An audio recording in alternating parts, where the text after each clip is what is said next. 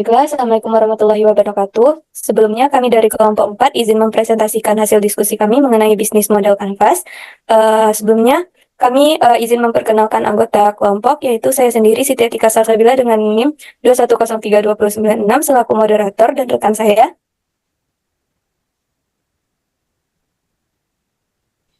Saya Adel Lutfia dengan NIM 210321108 selaku pemateri. Saya Anissa Saifullah dengan NIM 2103215 sebagai pemateri. Saya Ismiarti dengan NIM 2103266 sebagai pemateri. Saya Mufida Insani Tazri dengan NIM 2103274 sebagai pemateri. Saya Mutia Oktaviani dengan NIM 210322135 sebagai pemateri.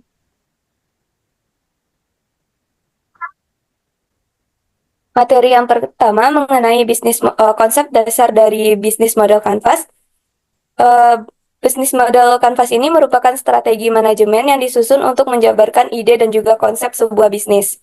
Bisnis model Canvas dalam visualisasinya, setiap elemen diwakilkan oleh sebuah kolom atau kotak, di mana dapat dilihat bahwa dalam bisnis model Canvas ini terdapat beberapa elemen, yaitu seperti key partner, key activities, key resource, value proposition, customer relationship, channels, customer segment, cost structure, revenue stream. Adapun fungsi dari bisnis model Canvas ini yaitu memudahkan pengusaha dalam menggambarkan ide bisnis, membantu mengidentifikasi elemen kunci dalam membentuk bisnis, serta membantu proses komunikasi antar pengusaha dengan mitranya.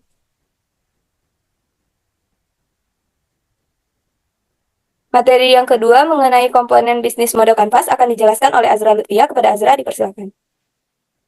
Baik, terima kasih kepada moderator. Untuk materi selanjutnya, yaitu komponen bisnis model Canvas, akan saya sampaikan. Itu ada 9 elemen atau komponen bisnis model Canvas. Yang pertama itu customer segment, yang dimana itu praktik membagi bisnis pelanggan menjadi kelompok-kelompok individu yang serupa dalam kategori tertentu, seperti usia, jenis kelamin, minat, dan kebiasaan belanja. Selanjutnya itu penting juga untuk mengukur dan memahami market size atau seluruh jumlah penjualan dan pelanggan, dan berapa banyak orang yang ada di customer segment tersebut. Yang ketiga itu dengan memahami hal ini akan membantu pengusaha mengetahui pasar dari perspektif mikro dan makro. Selanjutnya itu agar bisa memahami pelanggan, pengusaha bisa membuat customer personas untuk setiap segmennya. Selanjutnya yang kedua itu value proposition, yang dimana elemen kedua ini maksudnya adalah sekat yang merupakan keunggulan dari produk. Apa saja poin-poin yang dapat mendatangkan manfaat yang ditawarkan bisnis atau perusahaan bagi customer segmennya. Yang kedua itu kesempatan bagi pengusaha untuk menjabarkan kekuatan dan keunggulan yang membedakan bisnisnya dengan bisnis yang lain. Yang ketiga itu sebagai upaya untuk dapat bersaing, maka pelaku usaha itu harus dapat menyajikan keunggulan dari produk yang mereka miliki ke pelanggan. Yang ketiga itu channels atau saluran. Channels dalam bisnis model Canvas ini sendiri yaitu media atau sarana yang bisa digunakan untuk menyampaikan produk atau jasa. Yang dimana itu penggunaan channels ini yang tepat, pengusaha bisa menyampaikan value dari proposition kepada customer segmennya. Saluran ini tidak hanya berfungsi sebagai komunikasi, tetapi juga berperan dalam menyampaikan produk atau jasa itu di tangan konsumen. Demikian juga menyampaikan keunggulan produk yang dijanjikan telah memuaskan dan memenuhi harapan pelanggan. Yang keempat itu customer relationships. Ini merupakan elemen dalam contoh bisnis model Canvas yang berhubungan dengan bagaimana sebuah bisnis ini atau perusahaan mampu menjalin iklan dengan pelanggannya. Karakteristik masing-masing pelanggan itu tentu saja berbeda-beda, sehingga pengusaha perlu memahami cara mengambil hati pelanggan dan mempertahankan pelanggan yang sudah loyal. Diperlukan adanya pengelolaan hubungan yang ketat dan intensif agar pelanggan tidak mudah berpaling ke bisnis yang lain hanya karena jalinan hubungan yang kurang baik.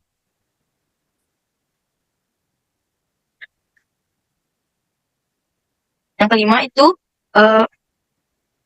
key activities, merupakan segala sesuatu yang berhubungan dengan semua aktivitas sebuah produk yang kegiatan utamanya adalah menghasilkan menghasilkan proposisi nilai.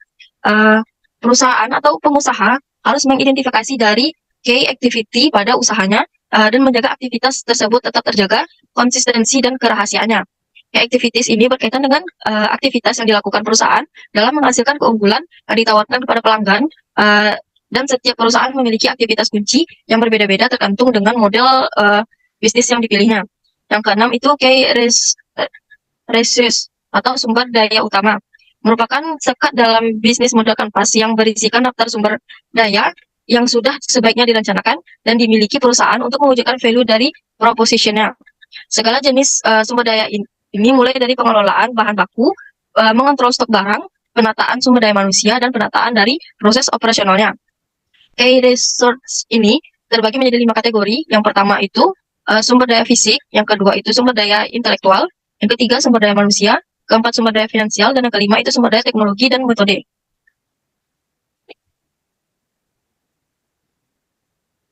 Yang ketujuh itu key partnership, yang dimana keberadaan sebuah usaha selalu terkait dengan stakeholder, baik secara langsung maupun tidak langsung.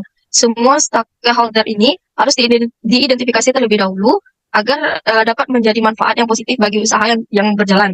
Menjalin hubungan yang baik juga sangat penting dalam mempererat kerjasama.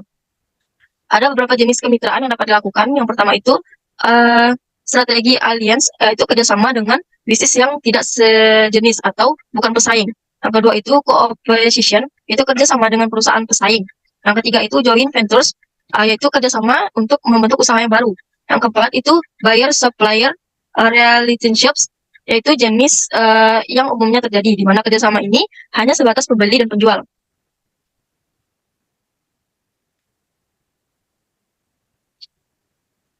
Yang kedelapan itu revenue streams atau sumber pendapatan, merupakan aliran pendapatan yang diperoleh dari suatu bisnis, sehingga harus dikelola sebaik mungkin agar pendapatan yang diperoleh ini semakin meningkat.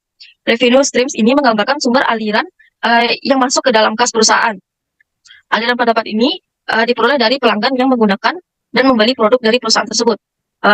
Blog ini sangat menantang pelaku usaha untuk dapat kreatif dalam meningkatkan jumlah penjualan di luar aktivitas utamanya. Terdapat dua jenis dari revenue streams ini, yaitu revenue stream yaitu operating revenue, yang dimana ini pendapatan yang diperoleh perusahaan dari aktivitas inti bisnis. Pendapatan ini diperoleh melalui sumber-sumber penjualan barang atau jasa perusahaan. Yang ketiga itu non-operating revenue, yang dimana itu semua pendapatan yang diperoleh dari sumber-sumber lain selain aktivitas inti bisnis tersebut. Yang kesembilan itu cost structure atau struktur biaya. Sebagai pengusaha perlu melakukan pemetaan biaya atau memastikan bahwa biaya tersebut sesuai dengan value proposition bisnisnya. Pengelola biaya secara efisien akan membuat bisnis yang dijalankan itu menjadi lebih hemat dan meminimalisir risiko kerugian. Blog ini dijelaskan tentang berbagai macam biaya, mulai dari biaya untuk menciptakan keunggulan, biaya untuk interaksi, dan mempertahankan pelanggan hingga melakukan aktivitas utama. Cost structure ini dapat diidentifikasi menjadi 4. Yang pertama itu biaya tetap, merupakan biaya yang tetap sama meskipun meskipun volume barang atau jasa yang dihasilkan itu berbeda-beda. Yang kedua itu biaya variabel, yang dimana biaya dapat bervariasi secara proporsional dengan volume barang atau jasa yang dihasilkan. Yang ketiga itu skala ekonomi, merupakan keunggulan biaya yang dinikmati sebuah bisnis ketika produknya berkembang. Dan yang keempat itu lingkup ekonomi, yang dimana itu keunggulan biaya yang dinikmati karena lingkup operasionalnya lebih besar. Mungkin sekian materi yang dapat saya sampaikan. Saya kembalikan kepada moderator. Baik, terima kasih Azra atas penyampaian materinya. Selanjutnya materi mengenai contoh bisnis model kanvas akan disampaikan oleh Mutia. Pada Mutia, dipersilakan. Baiklah, terima kasih kepada moderator.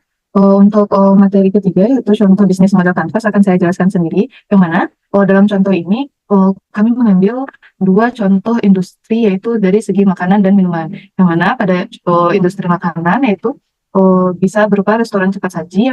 Pada segmentasi pelanggannya itu bertujuan kepada pelanggan individu yang mencari makanan cepat dan praktis, keluarga yang menginginkan makanan siap saji untuk dimakan bersama, atau pelajar dan pekerja yang memiliki waktu makan yang terbatas. Sedangkan untuk proposisi nilainya, makanan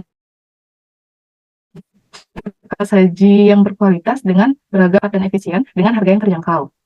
Untuk saluran distribusinya, toko fisik di lokasi strategis seperti pusat perbelanjaan, kawasan perkantoran, atau pusat transportasi. Sedangkan Restoran cepat saji juga bisa memberikan layanan pesan antar atau pesan online. Untuk hubungan dengan pelanggannya, eh, cepat saji tersebut bisa menawarkan pelayanan yang ramah dan efisien pada lokasinya. Juga untuk pemesanan online yang mudah dan cepat, dan program loyalitas pelanggan atau diskon reguler. Untuk sumber pendapatannya, restoran cepat saji ini menawarkan penjualan berupa makanan dan minuman, biaya pengiriman untuk layanan antar, dan pendapatan dari produk tambahan seperti merchandise atau paket promosi. Untuk kunci kegiatan, itu dapat berupa persiapan makanan dengan cepat, manajemen stok yang efisien, dan peningkatan kualitas layanan. Sedangkan untuk sumber daya utamanya dapat berupa bahan baku yang berkualitas tinggi, sistem teknologi informasi untuk pesanan dan manajemen inventaris, dan tenaga kerja yang terlatih dalam penyajian makanan dan layanan pelanggan. Untuk kemitraan kunci itu bisa berupa pemasok bahan baku, platform pemesanan online, dan mitra promosi atau sponsor lokal. Selanjutnya itu dari industri minuman, itu bisa kita contohkan kepada bubble tea. Nah, untuk segmentasi pelanggannya, itu bertujuan kepada penggemar minuman unik dan kreatif, bisa saja kepada remaja dan mahasiswa yang mencari tempat tongkrongan yang nyaman, dan kelompok yang ingin mencoba pengalaman minum yang berbeda. Untuk proposisi nilainya, itu ada varian minuman yang inovatif dan menarik seperti bubble tea dengan berbagai rasa dan topping. Dan desain kemasan yang estetik dan fotogenik untuk menarik pelanggan, dan juga lingkungan toko yang nyaman dan instagramable sebagai tempat bersosialisasi. Untuk saluran distribusinya, itu berupa toko fisik di pusat pembelanjaan, area perkotaan, atau kampus universitas. Yang kedua itu bisa berupa penjualan online melalui platform e-commerce atau aplikasi pengiriman makanan. Dan juga bisa bekerja sama dengan kafe atau restoran sebagai lokasi penjualan tambahan. Nah, untuk hubungan dengan pelanggan, itu bisa berupa interaksi personal dengan pelanggan untuk memberikan rekomendasi minumannya secara langsung, atau penggunaan media sosial untuk berbagi konten yang menarik dan berbagi promosi. Serta juga program loyalitas atau diskon untuk pelanggan yang sering mengunjungi tokonya. Nah, untuk sumber pendapatannya, itu berasal dari penjualan minuman beserta topping yang ditawarkan, produk merchandise seperti gelas, reusable atau aksesoris, dan bekerja sama dengan merek atau acara untuk mensponsori atau promosi bersama. Nah, untuk kunci kegiatannya, itu bisa berupa inovasi dalam pengembangan menu dan rasa minuman, pelatihan staf dalam mempersiapkan dan penyajian minuman yang konsisten, dan manajemen yang menyediakan bahan baku dan topping yang berkualitas. Nah, untuk sumber daya utamanya, itu bisa berupa bahan baku untuk minuman dan topping, peralatan pembuatan minuman seperti mesin penyaring atau pengocok, dan tim kreatif untuk desain, kemasan, dan promosi. Sedangkan untuk kemitraan kunci, itu bisa berupa pemasok bahan baku dan topping, influencer atau selebritis lokal untuk membantu promosi produk tersebut, dan pemilik properti untuk lokasi toko tambahan. Baiklah, mungkin hanya itu saja yang bisa saya sampaikan. Saya kembalikan kepada moderator. Baik, terima kasih Mutia atas penyampaian materinya. Selanjutnya, materi mengenai perancangan bisnis model kanvas untuk bio-entrepreneur akan dijelaskan oleh Mufidah. Kepada Mufidah, dipersilakan. Baik, terima kasih moderator. Untuk materi selanjutnya mengenai merancang bisnis model kanvas untuk bio-entrepreneur. Nah, bisnis model adalah kerangka dari sebuah rencana bisnis dengan memikirkan bagaimana seorang bio-entrepreneur akan mendapatkan keuntungan atau pendapatan dengan memperhitungkan semua komponen bisnis. Nah, bagaimana proses desain model bisnis? Menurut Osterwalder pada tahun 2012, memiliki 5 fase. Yang pertama adalah menggerakkan. Di mana menggerakkan itu mempersiapkan proyek desain model bisnis yang sukses. Yang kedua, memahami, yaitu meneliti dan menganalisis elemen yang diperlukan untuk mendesain model bisnis. Yang ketiga, yaitu mendesain, yaitu membangkitkan dan menguji opsi-opsi model bisnis yang ada, lalu memilih yang terbaik. Nah, di sini salah satu contohnya yaitu bisnis dengan model kanvas, dengan memvisualisasi setiap elemen, di mana diwakilkan oleh sebuah kolom atau kotak. Dan keempat, yaitu menerapkan prototipe model bisnis di lapangan. Prototipe adalah rancangan awal dari suatu produk atau desain yang dibuat untuk menguji dan mengevaluasi konsep sebelum diproduksi secara massal. Yang kelima yaitu mengelola, yaitu mengadaptasi dan memodifikasi model bisnis sebagai respon terhadap reaksi pasar. Nah, untuk menganalisis desain model bisnis dapat kita analisis dengan melakukan wawancara atau observasi. Nah, di sebelah kanan ini merupakan template dari model bisnis kanvas yang dimana terdapat ada kolom dan kotak. Nah, pada gambar di sebelah kiri terdapat kotak-kotak dan kolom yang masih kosong. Mungkin beberapa teman-teman setelah melihat gambar di sebelah kiri ini akan memikirkan pertanyaan seperti apakah ada pengurutan pengisiannya, isinya bagaimana. Nah, supaya lebih mudah untuk memahami bagian mana dahulu yang harus diisi, maka pisahkan antara area kanan dan area kiri seperti pada gambar di bawah, seperti pada gambar di samping ini. Pertama-tama dibagi dua, kemudian dipisahkan menjadi bagian kanan dan bagian kiri, di mana bagian kanan itu front end yang menjelaskan berhubungan dengan customer, dan sebelah kiri menjelaskan yang berisi menjalankan operasional perusahaan, produksi atau aktivitas di belakang layar seperti pembukuan dan keuangan. Kemudian untuk tips untuk mengisi bisnis model canvas, yang pertama yaitu mengisi dari kanan ke kiri, dari bagian first ke bagian backstep yang tadi. Selanjutnya, bagian yang perlu diisi untuk pertama kali adalah customer segment, kemudian value proposition. Seperti gambar yang ini, sebelah kanan ini, yang pertama kali adalah customer segment, yaitu target pasar. Yang kedua yaitu proposisi nilai konsumen. Nah, setelah itu menyelesaikan bagian transfer terlebih dahulu, yaitu mengisi secara berurutan. Setelah customer segment dan value, selanjutnya yaitu channels, customer relationship, dan revenue. Target pasar, proposisi nilai konsumen, yang ketiga saluran, keempat hubungan konsumen, dan kelima sumber pendapatan. Sampai di sini di sebelah kanan. Setelah sebelah kanan diisi, maka lanjut ke sebelah kiri. Dengan urutan kegiatan utama, kemudian yang ketujuh sumber daya manusia atau mitra kerja, selanjutnya yang kedelapan kerjasama, dan kesembilan struktur biaya. Baik, sekian dari saya kembalikan kepada moderator. Baik, terima kasih Mufidah atas penyampaian materinya. Selanjutnya, materi mengenai proses penyusunan dasar-dasar bisnis model Canvas untuk produk bioteknologi cuka buah akan disampaikan oleh Anissa Saifullah. Pada Anissa Saifullah, dipersilakan. Baik, terima kasih kepada moderator. Untuk materi selanjutnya yaitu penyusunan dasar-dasar bisnis model Canvas untuk produk bioteknologi cuka buah. Berdasarkan 9 komponen pada prinsip yang disebutkan, jika menggunakan contoh bisnis cuka buah jambu, maka akan didapatkan target konsumen sebagai berikut. Pada komponen pertama yaitu customer segment, didapatkan konsumen yang pertama itu konsumen secara kesehatan, kedua penderita diabetes, orang tua, atlet, wanita hamil, spa dan salon, industri makanan dan minuman. Komponen yang kedua yaitu food option, dengan contohnya itu kayak antioksidan, membantu mengontrol gula darah, meningkatkan sistem imun, sistem sumber vitamin C, rasa alami dan menyegarkan, proses produksi organik yang cocok untuk vegan.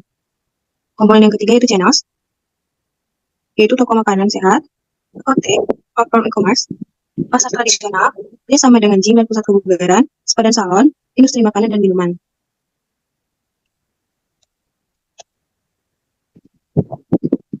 Komponen berikutnya itu ada customer relationship, dengan layanan seperti layanan pelanggan personal melalui telepon dan email, komunitas online, program loyalitas, workshop mengenai manfaat jambu biji dan fermentasinya.